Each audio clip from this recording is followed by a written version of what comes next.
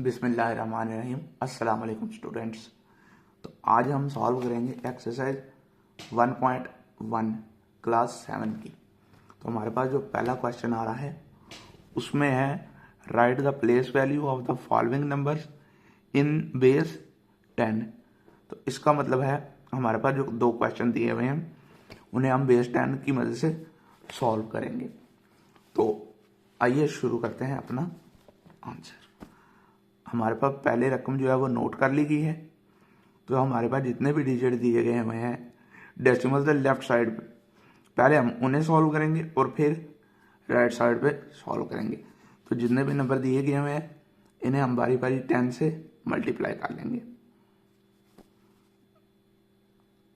6 multiply 10 के बाद right side पे कितने डिजिट हैं? 3 डिजिट हैं, तो 10 की पावर हम लिख देंगे 3 प्लस सेम आगे चलेंगे 2 मल्टीप्लाई 10 और 2 के बाद 2 डिजिट्स हैं तो हम पावर 2 लिख देंगे प्लस 8 मल्टीप्लाई 10 और 8 के बाद 1 डिजिट है तो पावर 1 लिख देंगे और सेंटर में हम प्लस से लिखेंगे 7 मल्टीप्लाई 10। 7 के बाद आगे डेसिमल है, कोई नंबर नहीं है, तो 10 की पावर हम 0 लिख देंगे और डेसिमल की जगह हम डेसिमल नहीं लगाएंगे, प्लस ही लिखेंगे प्लस 4 मल्टीप्लाई 10। और अब जो इसकी पावर है वो हम माइनस में चले जाएंगे, -1 प्लस 8 मल्टीप्लाई 10 और इसकी पावर 2। तो ये हमारा आंसर आ गया है।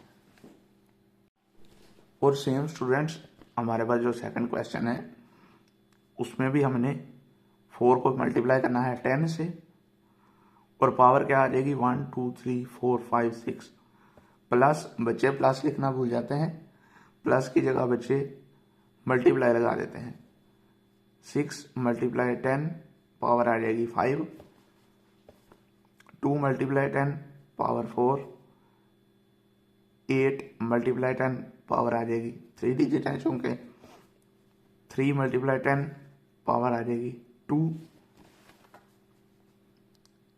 प्लस 7 मल्टीप्लाई 10 पावर आ जाएगी 2 प्लस 0 मल्टीप्लाई 10 पावर आ जाएगी 0।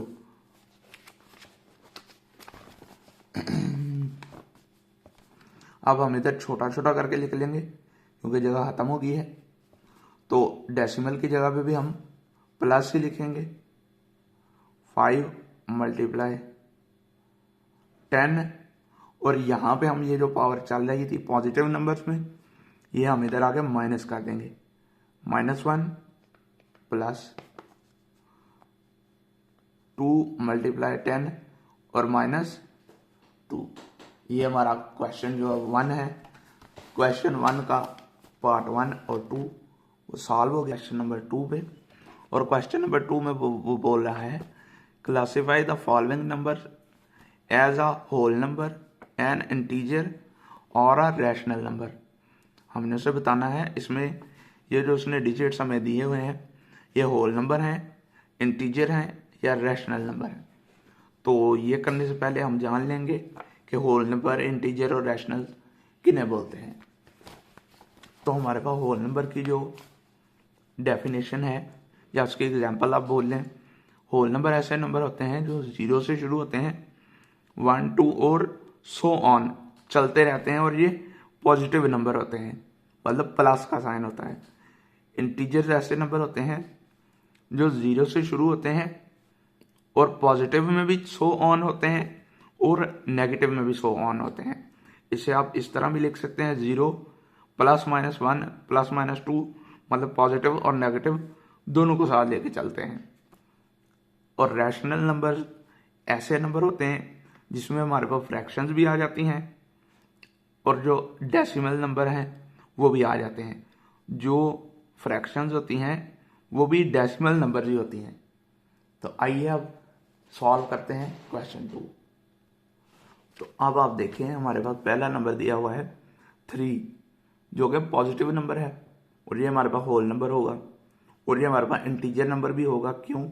क्योंकि इंटीजर नंबर में हम प्लस और माइनस दोनों को लेके चलते हैं। तो आगे हमारे पास -1 डेसिमल 2 है। तो डेसिमल जो नंबर होते हैं वो हम पढ़ चुके हैं कि वो रैशनल नंबर होते हैं।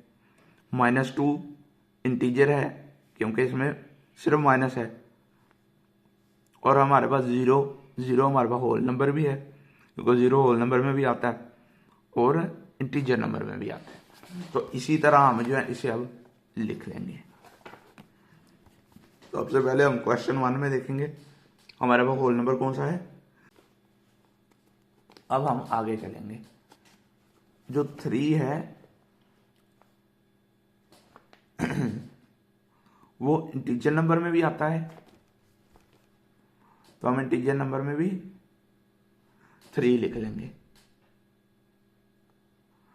और 0 भी आता है इंटीजर नंबर में, 0 भी लिख देंगे।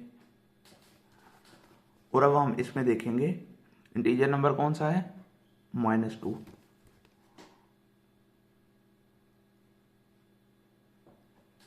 -2 लिख देंगे।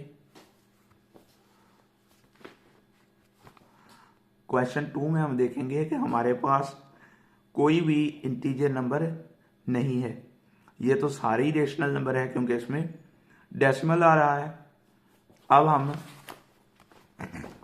क्वेश्चन 3 में देखेंगे हमारे पास कोई भी होल नंबर नहीं आ रहा। हमारे पास होल नंबर कौन सा क्वेश्चन 4 में आ रहा है, 10। तो हम इधर लिख देंगे 10। ये हमारे पास क्या हो गया, होल नंबर। और 10 हमारे पास इंटीजर नंबर भी है ना, क्योंकि ये प्लस माइनस दोनों में आता है। ऐसा ही है। तो अब हम जो है 1 बाय 1 हमारे पास जो रैशनल नंबर रह गए हैं वो नोट कर लेंगे। और रैशनल नंबर हमारे पास क्या है, -1 डेसिमल 2,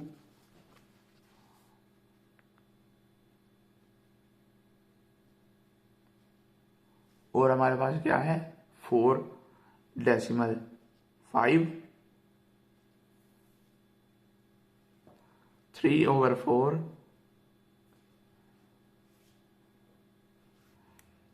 -2 डेसिमल 1, 0.5, 3.6, -1.5,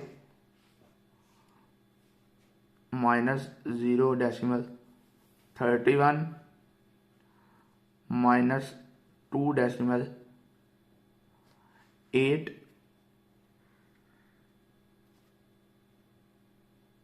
-1.75, और हमारे पास जो लास्ट रह गया है 1/6। तो ये स्टूडेंट्स हमारा क्वेश्चन 2 भी कंप्लीट हो गया। फ्रेंड्स हमारे पास क्वेश्चन 3 आ गया है।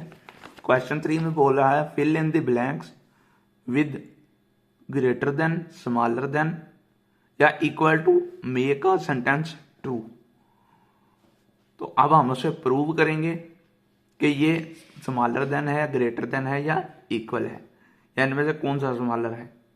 तो हमारे पास पहली अमाउंट क्या है, 40% डैश 12/25। तो हम जो ये अमाउंट है इसे नोट कर 40% है। सबसे पहले परसेंट खत्म करेंगे। ये आप पिछली क्लासों में पढ़ चुके हैं। परसेंट खत्म करें तो नीचे क्या आ जाता है 100, और 12/25। तो इसको सॉल्व करने के और भी काफ़ी मेथड्स हैं। आप एलसीएम ले सकते हैं, लेकिन जो आसान तरीका है वो आप इसे क्रॉस मल्टीप्लाई कर लें। जो 25 है उसे 40 के साथ मल्टीप्लाई कर दें और जो 100 है उसे 12 के साथ मल्टीप्लाई कर दें। तो इसे हम कुछ इस तरह से लिखेंगे 40 मल्टीप्लाई 25 और 100 मल्टीप्लाई 12। तो इसे अब हम मल्टीप्लाई कर लेंगे और इसका आंसर ले आएंगे। जब आप 40 को 25 पे मल्टीप्लाई करेंगे तो इसका आंसर आ जाएगा 1000। और जो काम हम कर रहे हैं आप साथ साथ इसकी प्रैक्टिस करें ताकि आपको करने में आसानी रहे। और दूसरा हमारा आंसर आ गया है 1200,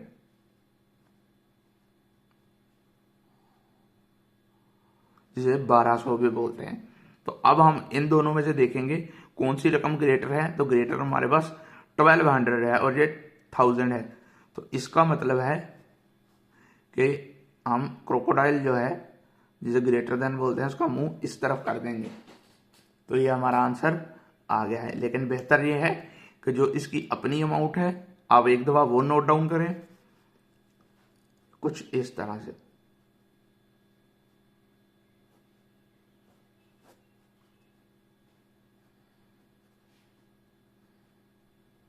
और फिर कर दें। ये आप बुक के ऊपर भी सेम इसी तरह ही। आगे क्वेश्चन नंबर 2 आ गया है। तो क्वेश्चन नंबर 2 में हमें दिया हुआ है 0.82 और इसके ऑपोजिट उसने हमें क्या फ्रैक्शन दी है -5/6। तो ये बात हमें पता है कि जो पॉजिटिव नंबर हैं वो बड़े होते हैं नेगेटिव नंबर से।